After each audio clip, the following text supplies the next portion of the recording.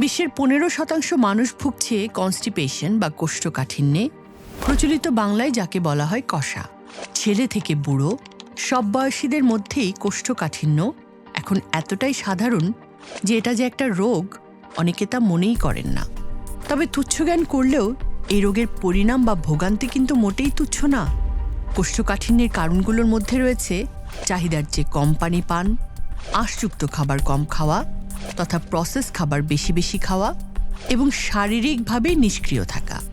দিনে 3 বারের কম মলত্যাগ হলে, মল শক্ত হয়ে গেলে, মলত্যাগের সময় জোরাজুরি বা চাপ প্রয়োগ করতে হলে, মলত্যাগে স্বাভাবিকের চেয়ে বেশি সময় লাগলে, মলনালী বন্ধ হয়ে আছে যা মলত্যাগে প্রতিবন্ধকতা তৈরি করছে এমনটা অনুভূত হলে, মলনালী পুরোপুরি পরিষ্কার বা খালি হচ্ছে না এমনটা মনে হলে, মলনালী খালি করতে তলপেটে চাপ দিতে বা বাইরে থেকে সাহায্য নিতে হলে বুঝতে হবে আপনি কোষ্ঠকাঠিন্যে ভুগছেন।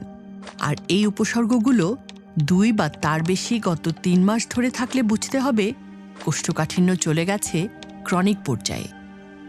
দিনের পর দিন এই অবস্থা চলতে থাকলে হতে পারে হেমোরয়েড বা পাইলস, রেকটাল প্রোল্যাপস বা মলদ্বার বাইরে ঝুলে যাওয়া এবং আলসারের মতো জটিল রোগ ইত্যাদি। প্রতিরোধে কী করবেন? 1. আঁশযুক্ত খাবার যেমন সবজি, ফল, হোল গ্রেইন পর্যাপ্ত পরিমাণে খান। 2. কম আঁশযুক্ত খাবার যেমন প্রসেস ফুড, দুগ্ধজাত খাবার, মাংস ইত্যাদি কম খান। আপনি যদি রুটি খেতে অভ্যস্ত হয়ে থাকেন তাহলে ময়দার বদলে আটার রুটি খান। সাদা আটার চেয়ে লাল আটা অধিক আঁশযুক্ত। 3. পর্যাপ্ত পানি পান করুন। 4. স্ট্রেসে ভুগবেন না। কোষ্ঠকাঠিন্যের জন্য আপনার স্ট্রেসও দায়ী। মেডিটেশনের মাধ্যমে আপনি স্ট্রেস মুক্ত থাকতে পারেন। 5. আর সবসময় চেষ্টা করুন শারীরিকভাবে সক্রিয় থাকতে। ডেস্ক জবারদের উচিত একটানা অনেকক্ষণ বসে না থেকে প্রতি আধ ঘন্টা পরপর একটু হাঁটাহাঁটি করা। সেই সাথে নিয়মিত করুন যোগব্যায়াম। বিশেষত ইয়োগার একটি আসন কোষ্ঠকাঠিন্য নিরাময় ও প্রতিরোধে বেশ কার্যকর। এটি হল বঙ্গাসন। বঙ্গাসন পিবোরেকটালিস মাসল অর্থাৎ রেকটামকে শিথিল করে, ফলে মলত্যাগ হয় সহজ। যে কারণে হাই কমোডের বদলে প্যানে বঙ্গাসনে বসে মলত্যাগে মলনালী খালি হতে তুলনামূলক কম সময় লাগে, ফলে ঝুঁকি কমে কোষ্ঠকাঠিন্য ও পাইলসের। অন্যদিকে যারা দীর্ঘদিন কমোড ব্যবহারে অভ্যস্ত তাদের মধ্যে এই দুটি রোগের সম্ভাবনা অনেক বেশি।